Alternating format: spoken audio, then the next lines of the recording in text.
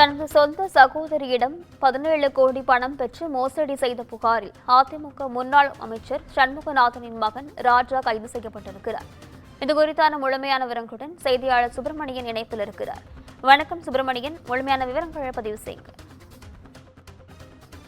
நிறுவனங்களில் முதலீடு செய்து பங்கு தருவதாக கூறி சகோதரி கணவரின் சொத்துக்களை அடமானம் வைத்து 17 கோடி ரூபாய் மோசடி செய்த வழக்கில் அதிமுகவுடைய முன்னாள் அமைச்சர் அவருடைய மகன் கைது செய்யப்பட்டிருக்கிறார்.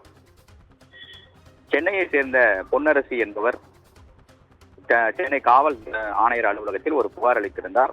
அந்த புகாரில் தனது உறவினராக இருக்கக்கூடிய சண்முகநாதன், அதிமுகவுடைய முன்னாள் அமைச்சர், அவருடைய மகன் ராஜா என்பவர் நிறுவனங்களில் முதலீடு செய்வதாக கூறி 17 கோடி ரூபாய் பெற்றுவிட்டு ஏமாற்றிவிட்டதாக புகார் அளித்திருந்தார். குறிப்பாக ராஜா மற்றும் அவரது மனைவி அனுஷா மீது நடவடிக்கை எடுக்க வேண்டும் என்று சென்னை மத்திய குற்றப்பிரிவில் அவர் புகார் அளித்திருந்தார். அந்த புகாரின் அடிப்படையில்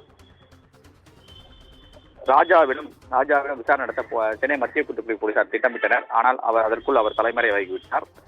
வெளிநாட்டிற்கு தப்பி செல்ல அவர் திட்டமிட்டிருந்ததாக கூறப்படுகிறது.